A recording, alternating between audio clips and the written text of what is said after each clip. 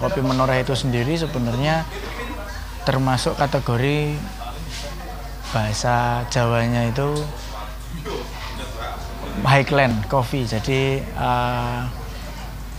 di dataran yang sebenarnya terlalu tinggi untuk robusta, sehingga karakter rasanya akan dominan di rasa asam. Jadi lebih mirip ke Arabica, tapi sebenarnya ini kopi robusta. Selain itu yang lebih spesial lagi kopi Menoreh itu rempahnya.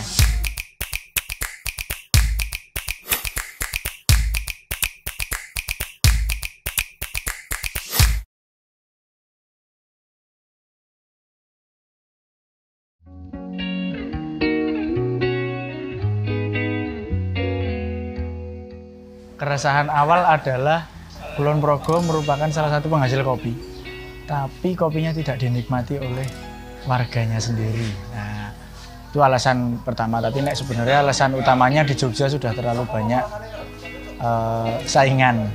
Nah, buat saya lebih asik kalau membuat brand itu menjadi pionir di suatu daerah daripada kita masuk di kandang macan kalau bahasa saya, karena terlalu banyak saingannya itu tadi. Nah,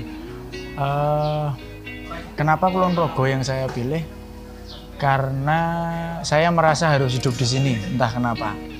Semenjak dari dulunya kuliah, dulunya band-bandan, itu merasa bahwa kok saya harus hidup di Kulon Progo ya. Entah kenapa ada satu daya tarik dengan Kulon Progo itu sendiri selain karena kopinya.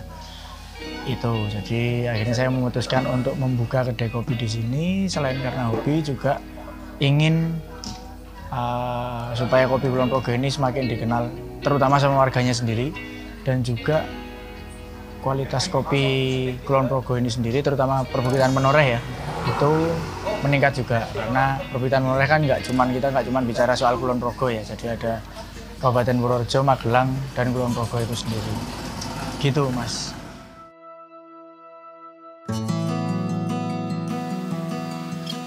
Jadi berbicara lanjut tentang kopi Menoreh itu tadi, tujuan utama kita adalah memperkenalkan kopi Menoreh ke kancah luas. Jadi terutama selain warganya Kulon Progo sendiri, supaya menikmati kopi Menoreh dengan kualitas bagus dan kualitas seperti daerah yang lain. Jadi kami dari awal tahun 2016 kami berdiri, kami mencoba untuk kembali mengajak para petani untuk kembali memproses kopi dengan sebagaimana mestinya, dengan sortiran yang baik, dengan mengejar kualitas yang bagus. Jadi supaya bisa dinikmati oleh kalangan luas. Nah, kopi Menoreh ini sendiri lebih banyak yang dihasilkan itu robusta daripada Arabica, walaupun ada Arabicanya. Nah, sampai hari ini itulah kenapa yang kita pasarkan secara luas itu kopi robusta. Nah, kopi Menoreh itu, kalau bagi yang belum tahu, area Menoreh itu, perbukitan Menoreh itu tadi berada di 3 daerah administratif, yaitu Kulon Progo, Purworejo, dan Magelang. Kalau bicara soal karakteristik rasanya, kopi Menoreh itu sendiri sebenarnya termasuk kategori bahasa Jawanya itu highland coffee. Jadi di dataran yang sebenarnya terlalu tinggi untuk robusta, sehingga karakter rasanya akan dominan di rasa asam. Jadi lebih mirip ke Arabica, tapi sebenarnya ini kopi robusta. Selain itu yang lebih spesial lagi kopi Menoreh itu rempahnya, karena memang perbukitan Menoreh adalah penghasil rempah-rempah yang lumayan bagus. Cengkeh kita diekspor, banyak yang diekspor, teh juga termasuk banyak yang diekspor. Nah, semoga kopi suatu saat bisa diekspor juga.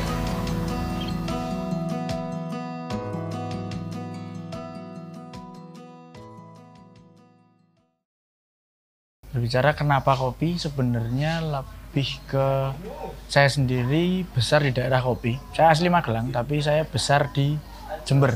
Jember ini juga salah satu daerah penghasil kopi robusta yang sangat besar di Pulau Jawa ini. Jadi kenapa kopi? Sebenarnya karena kecintaan. Jadi saya sejak kecil saya sendiri memang hampir tidak mengenal kopi pabrikan. Jadi saya selalu ngopi kopi-kopi dulu dari kakek saya. Di roasting sendiri, disangan sendiri biasanya pakai wajan itu. Nah, ketika saya berada di sini, kenapa kopi? Ya satu karena kecintaannya tadi, yang kedua berhubungan dengan kenapa Kulon Progo. Saya ada keinginan di mana membentuk suatu perdagangan yang adil. Nah, perdagangan yang adil ini bahasa Jawa ini fair trade, biasanya orang bicara soal fair trade. Itu kenapa Kulon Progo? Karena Kulon Progo belum dijamah waktu itu. Perbukitan Menoreh itu belum dijamah oleh pemain-pemain kopi yang besar dalam artian di sini yang mungkin tidak terlalu memikirkan soal fair trade itu tadi. Jadi bahasanya gampangannya gini. Banyak orang yang masih membeli dengan harga murah ke petani, tapi kita jualnya semahal-mahalnya. Nah, ini yang saya sendiri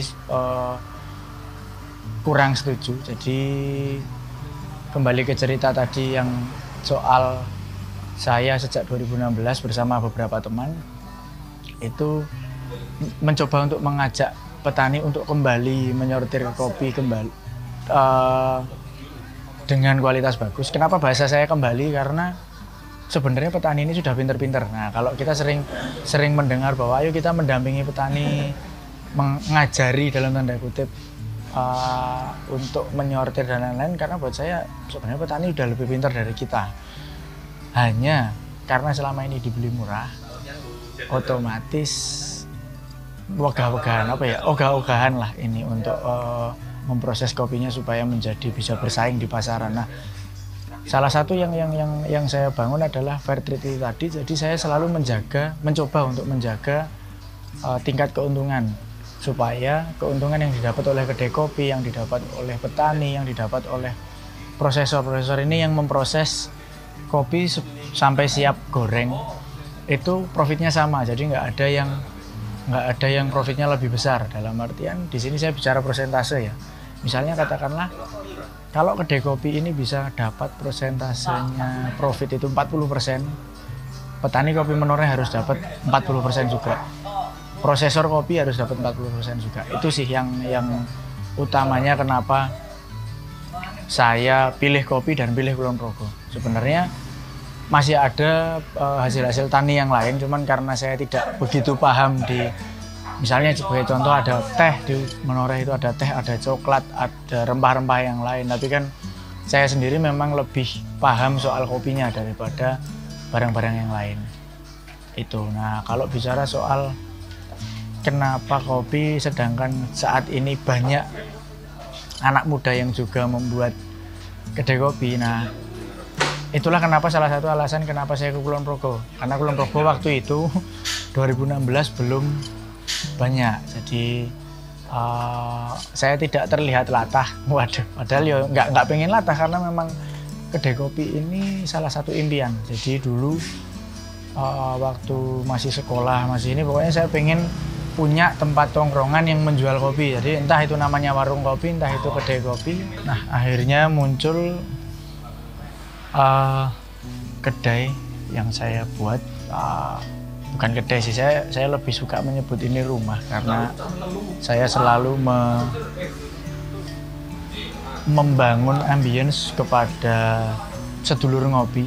Jadi bukan customer, saya membahasakannya adalah sedulur ngopi itu bahwa ini rumah, tempat untuk singgah untuk teman-teman, tempat untuk berkreasi teman-teman, tempat untuk berkarya teman-teman di sini, sedulur ngopi di sini. Nah, secangkir kopi, coffee house, saya selalu memakai tagline-nya coffee house karena ya itu tadi berhubungan dengan ini rumah dan saya menyediakan minuman kopi, jadi rumah kopi istilahnya. Nah, secangkir ini kenapa rumah untuk berkarya tadi judulnya, karena memang saya selalu ingin dan selalu terbuka untuk teman-teman atau untuk sedulur-sedulur ngopi yang ingin berkarya atau ingin menampilkan karyanya. Misalnya